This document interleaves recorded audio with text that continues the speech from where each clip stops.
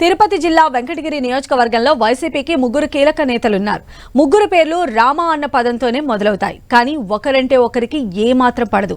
ఇందులో ఒకరు sitting MLA అయితే మరొకరు పార్టీ ఇన్ఛార్జ్, ఇంకొకరు పార్టీలో తొలి నుంచి ఉన్న కీలక నాయకుడు.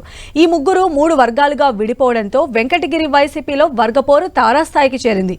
మరోవైపు ఇన్ఛార్జి ఏకపక్ష తీరు నియోజకవర్గంలో పార్టీకి చేటు తెస్తుందని బహిరంగ విమర్శలు వినిపిస్తున్నాయి.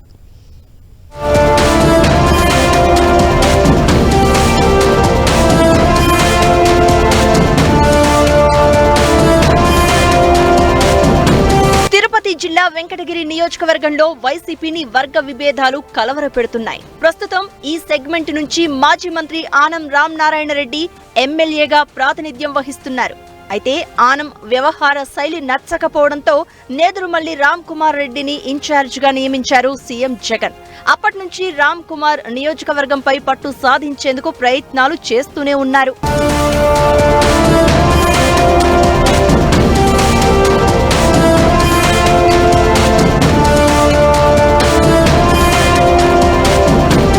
వైసీపీలో ఎక్కువ శాతం ఆనం రామనారాయణ రెడ్డి వెంటే ఉండడంతో ఇరు వర్గాల మధ్య విభేదాలు తలెత్తాయి.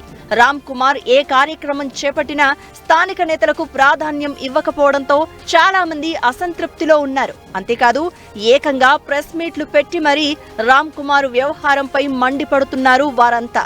ఇదిలాగే కొనసాగితే రానున్న రోజుల్లో పార్టీ తీవ్రంగా నష్టపోతుందని ఆవేదన వ్యక్తం చేస్తున్నారు నేతలు.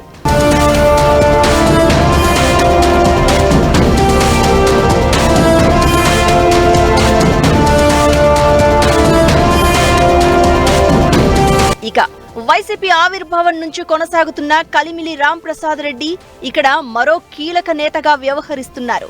రామ్ కుమార్ కు ఇన్ఛార్జ్ బాధ్యతలు అప్పగించిన తర్వాత రామ్ ప్రసాద్ రెడ్డికి ప్రాధాన్యత లేకుండా పోయింది.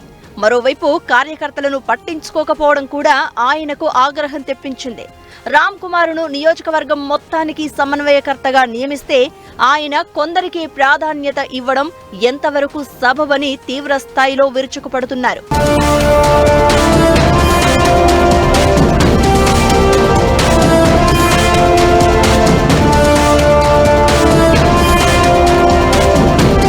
రెండు మూడు నెలల్లో ఎన్నికలు సమీపిస్తున్న తరుణంలో టీడీపీ జనసేన వ్యూహ ప్రతివ్యూహాలు రచిస్తున్నాయి.